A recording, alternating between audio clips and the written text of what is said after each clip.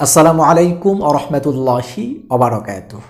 দূরে এবং কাছে ফেসবুক এবং ইউটিউব যে যেখান থেকে আমাদের আজকের ভিডিওটি দেখছেন তাদের সবাইকে ইমরান 250 চ্যানেলের পক্ষ থেকে আন্তরিক মোবারকবাদ। দর্শক, আপনারা সবাই জানেন যে গতকালকে চট্টগ্রামের হাটহাজারী এলাকায় আল্লামা মামুনুল হক সাহেবের একটি প্রোগ্রাম ছিল। যেই প্রোগ্রামটা বাধা দেওয়ার জন্য, প্রোগ্রামটা নষ্ট করার জন্য আমাদের ছাত্রলীগ ভাইরা অনেক কষ্ট করেছে। আমরা দেখিয়েছি তারা বিমানবন্দরে বিক্ষোভ করেছে, তারা চট্টগ্রামের বিভিন্ন মোড়ে তারা বিক্ষোভ করেছে, পরিশেষে তারা গাড়ির টায়ার জ্বালিয়ে তারা বিক্ষোভ করেছে যে আল্লামা মামুনুল হক সাহেবকে তারা কখনোই চট্টগ্রামের মাটিতে পা রাখতে দিবে না। তো পরিশেষে তারাই সাকসেস হলো। মামুনুল হক সাহেব সেখানে পৌঁছানোর পরেও মুরব্বীদের কথা শুনে আবার ঢাকায় ফেরত আসলো। তো এই দিকে ঘটলো নতুন আরেকটি ঘটনা, যেটার জন্য মোটেও আমি প্রস্তুত ছিলাম না। আল্লামা মামুনুল হক সাহেবের মাহফিলে বাধা দিতে কুমিল্লার অনেক ছাত্রলীগ ভাইয়েরা আন্দোলন করেছে। তো আন্দোলন শেষে আমাদের ছাত্রলীগের দুই নেতা বাড়ি ফেরার সময় বাইক অ্যাক্সিডেন্ট করে সাথে সাথেই নিহত। ইন্না লিল্লাহি ওয়া ইন্না ইলাইহি রাজিউন। এটা কিন্তু আমার মুখের কথা নয়, এটা আমরা বিভিন্ন পত্রিকাতে দেখেছি। আপনারা একটু ভালো করে ফোকাস করে দেখুন। তারপর যেই থানায় এই ঘটনাটা ঘটেছে ওই থানার ওসি এটা একেবারে ক্লিয়ার করেছেন যে কাভার ভ্যানের সাথে ধাক্কা খেয়ে বাইক অ্যাক্সিডেন্ট করে দুইজন সাথে সাথেই সেখানে মারা গিয়েছেন।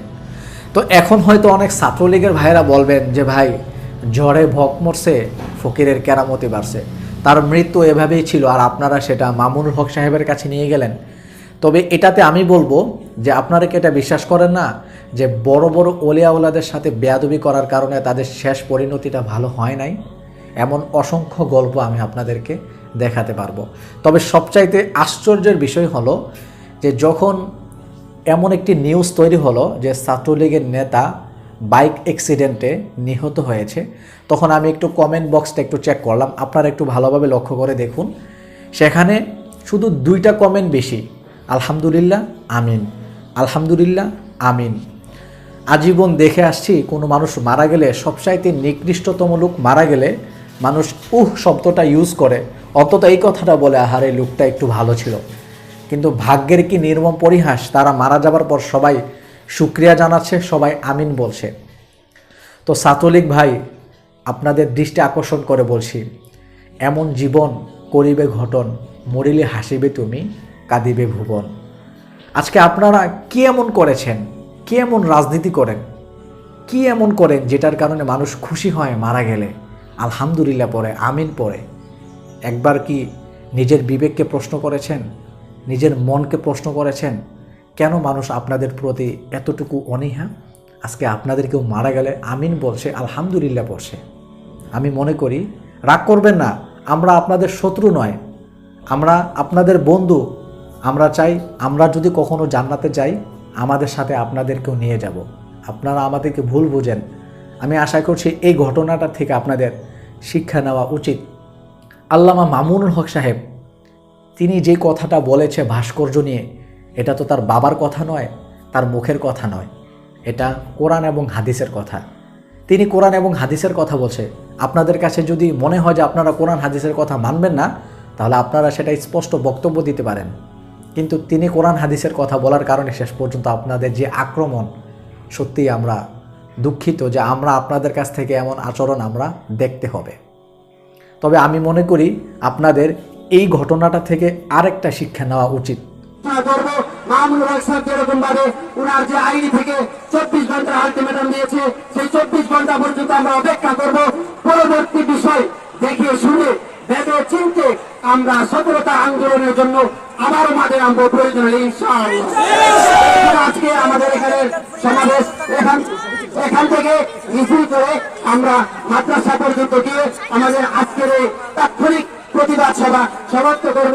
আজকের তাৎক্ষণিক যে প্রতিবাদ সভা, এই সভার সমাপনী বক্তব্য দান করবেন ফখরে বাংলা রহমাতুল্লাহ আলাইহি, সরাসরি নসল ছেলের গড়ের নাতি ফখরে বাংলা রহমাতুল্লাহ আলাইহি উত্তরসূরি মুফতি রাকিব হাসান।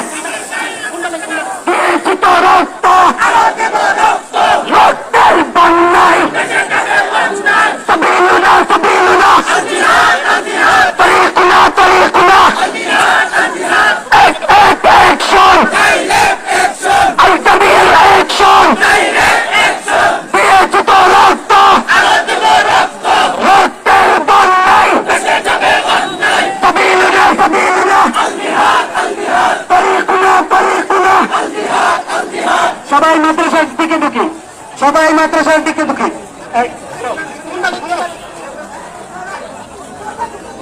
সবাই মাদ্রাসার দিকে ঢুকি, যেটা নির্দেশ সেটাই পালন করি।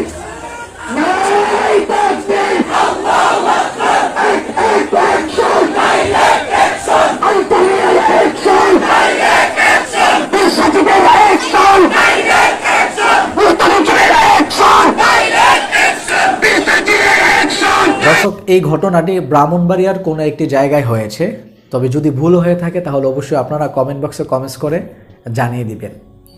এই ঘটনাটা থেকে কিন্তু আমাদের ছাত্রলীগ ভাই থেকে শুরু করে আমাদের প্রশাসন থেকে শুরু করে যারা বাতিল আছেন তারা আরেকবার শিক্ষা নেওয়া উচিত।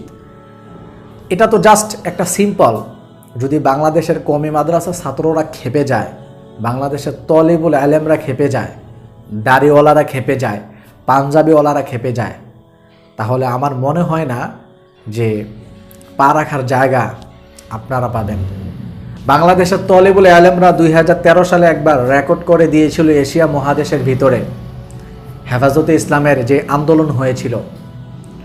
আশা করছি তখনের আন্দোলনটা যদি একটু মনে করেন তাহলে আপনারা বুঝে যাবেন যে দাড়িওয়ালারা কি করতে পারে।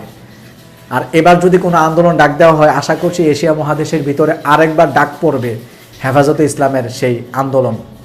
তবে আশা করছি আমাদেরকে আপনারা খেপাবেন না, আমাদের সাথে আপনারা রাগ করবেন না। আমরা আপনাদের সাথে রাগ করি না, আমরা আপনাদেরকে বন্ধু ভাবি, আমরা আপনাদেরকে শত্রু ভাবি না। আশা করছি এই দুইটা ঘটনা থেকে অন্তত আপনাদের কিছুটা হলেও শিক্ষা নেওয়া উচিত। 2013 সালে হেফাজতে ইসলামের আন্দোলনের সময় আল্লামা জুনায়েদ বাবু নগরীর সাথে একজন পুলিশ অফিসার খারাপ ব্যবহার করেছিল, তার দাড়িতে ধরে টান দিয়েছিল, তার মুখে প্রস্রাব করবে ওই ধরনের কথা বলেছিল। শেষ পর্যন্ত ওই পুলিশ অফিসারকে তার মেয়ে তাকে হত্যা করেছে। আপনারা যদি এই ভিডিওটা দেখেন তাহলে একেবারে প্রমাণ পেয়ে যাবেন যে বড় বড় ওলামায়ে কেরামদের সাথে বেয়াদবি করলে, বড় বড় ওলামায়ে কেরামদের সাথে খারাপ আচরণ করলে এটার শেষ পরিণতিটা ভালো হয় না। যার বাস্তব প্রমাণ আপনারা একটু যদি পিছনের ইতিহাসগুলো ঘাটাঘাটি করে দেখেন তাহলেই বুঝে যাবেন। তো দর্শক, আজ এই পর্যন্তই।